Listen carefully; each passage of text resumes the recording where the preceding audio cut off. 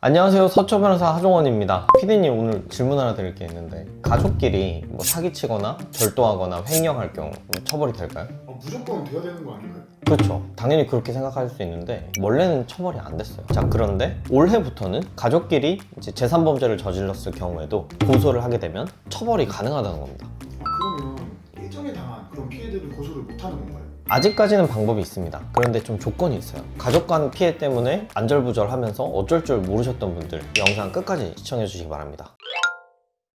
자, 원래는 이런 재산 범죄가 일어났을 경우에 법은 가정의 담장을 넘지 못한다 라는 대원칙에 따라서 한 72년간 처벌이 불가능했습니다. 그러니까 친족 간에는 서로 간에 도의를 지켜야 되지 않냐, 이런 개념이었습니다. 특히나 재산 범죄는 가족 간 돈 문제니까 이걸 왜 국가가 개입하냐, 이런 문제의식에서 비롯된 것들이었는데요. 비단 우리나라만 이런 법이 있었던 건 아니에요. 프랑스, 이탈리아 등 외국의 경우에도 가족 간 재산 범죄는 형사 소추할 수 없다, 이런 조항들이 있는 상황입니다. 자, 그런데 이런 친족 상돌의 규정에 대해서 헌법재판소가 2024년 6월 27일 헌법 불합치 결정을 내린 겁니다. 자, 그 이유와 배경을 한번 생각을 해보면 이제 시대가 바뀌었다는 거죠. 예전에는 대가족이 일반적인 가족 구성 형태였지만 이제는 1인 가구가 사실상 거의 절반 이상이고, 그리고 부부 간에도 네 돈 네 돈, 내 돈은 내 돈, 이렇게 지금 분위기가 바뀌었지 않습니까? 이런 시대적인 변화의 흐름에 맞춰서 자, 이젠 법도 가족일지라도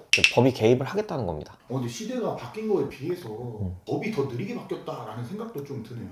그렇죠. 항상 이제 법은 우리나라 사회를 구성하는 시스템이다 보니까 시스템이 먼저 바뀌는 경우는 거의 없죠. 그런데 시대적 배경 그리고 사회 분위기가 바뀐 부분을 항상 제도는 한 발 늦게 따라갈 수밖에 없어요. 빨리 바꾸면 그 자체로도 문제가 생깁니다. 그러면 이전에는 가족이 돈을 훔치고 사기를 치고 이렇게 해도 이 고소 고발 자체가 안 됐던 거예요? 기존에는 가족 간에 이제 횡령을 하거나 사기를 치거나 절도를 했을 경우에 이제 고소는 할 수 있어요. 그렇게 되면 경찰에서는 수사 자체는 이루어집니다. 그런데 이게 어차피 법원으로 넘어가 봤자 형면제 판결이라는 판결로 종결이 되거든요. 네, 그게 무슨 말이냐면 죄는 죄지만 가족이니까 처벌은 못한다 라는 개념인 거거든요. 그렇기 때문에 사실상 경찰이나 검찰에서도 결론을 알고 있으니까 그냥 합의하세요, 취하하세요, 이렇게 얘기하는 경우도 왕왕 있었고, 수사가 진행된다 하더라도 경찰 단계에서는 불송치 결정, 그리고 검찰에서도 마찬가지로 그런 결정들로 수사가 제대로 진행이 안 됐었다는 거죠.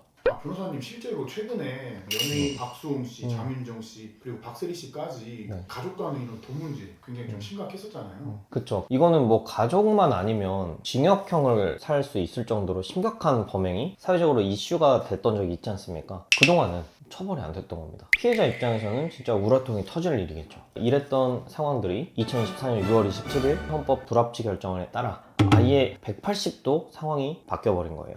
이제부터는 처벌됩니다. 기억하셔야 될 것은 2024년 6월 27일 이후의 범행인가 아니면 이전의 범행인가에 따라 좀 결이 달라집니다. 그 이전의 범행을 어떻게 할까가 사실 더 문제거든요. 그 사건 중에 대표적인 게 어머님이 돌아가셨어요. 근데 새아버지로 추정되는 사람과 자식 중에 한 명이 결탁을 해서 이제 어머니 망인의 예금을 빼돌린 겁니다. 그리고 이건 횡령이거든요. 다른 자녀가 이거 이제 횡령이다 고소를 했는데 가족이니 괜찮다, 처벌할 수 없다 결정이 나온 거죠. 이분은 납득이 안 되셨을 거예요. 공개된 그 헌법재판소 결정문에는 고소한 사람의 그 성과 망인인 어머니의 배우자라고 나오는 사람의 성이 다릅니다. 그러니까 새아빠인 거지. 자, 새아버지가 동생이랑 결탁을 해서 돈을 빼돌렸어요. 그러니까 고소를 했는데 처벌을 못 한다고 하니까 끝까지 간 거죠.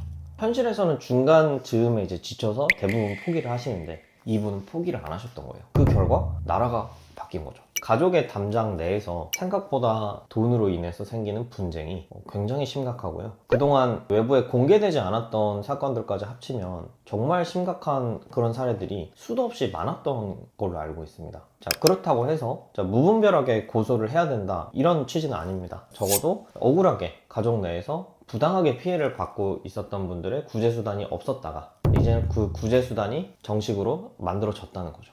그러면 폭행이나 이런 흉악범죄를 제외하고도 이제 가족을 이제 감옥에 보낼 수 있다, 이렇게 이해도 될까요? 맞습니다. 재산범죄에서는 특히 재산의 피해 회복이 이루어지지 않으면 실형이 선고되거든요. 집행유예도 아니고 그냥 진짜 실형, 그리고 법정 구속이 될 수도 있습니다. 그렇기 때문에 가족 간에도 막 쓰고 서로 간에 합의가 안 되면 최악의 경우 감옥에 갈 수도 있다는 거 꼭 인지를 해주시면 좋을 것 같습니다. 자, 2024년 6월 27일을 기준으로 그 그 이전의 범죄냐 이후의 범죄냐가 좀 달라진다고 말씀드렸죠. 24년 6월 27일 이후의 범행은 이제 웬만해서는 고소를 하게 되면 다 처벌이 가능해졌다. 그런데 24년 6월 27일에 일어난 범행까지 헌법재판소 결정이 소급해서 효력이 미치냐의 이슈를 검토를 해봐야 되는데요. 자, 그럴 경우에는 방해 사건 또는 동종 유사 사건의 경우에는 소급효가 미칠 수 있습니다. 방해 사건이라 함은 헌재에서 문제가 됐던 뭐 횡령, 사기 이런 사건들이고요. 헌재에서 다뤄지지 않았던 죄명인데 신족 상도례가 적용이 됐던 그런 죄명들은 동종 또는 유사 사건으로 인해서 소급효가 미칠 수도 있다. 자, 그러면 지금 대한민국에 벌어졌던 가족 간의 재산 범죄, 특히 이혼 소송에서 별거를 앞두고 고가의 상대방의 재산이나 재물을 절취하는 경우가 비일비재하거든요. 고소를 했는데 수사 중인 사건이라든지 고소를 아직 안 하고 계셨던 분들, 자, 기억하십시오. 2025년 12월 30일에 국회 본회의에서 형법 개정안이 통과됐습니다. 시행은 2025년 12월 31일 그 다음날 바로 됐고요. 그로부터 6개월 고소장을 접수하면 처벌이 될 수도 있습니다.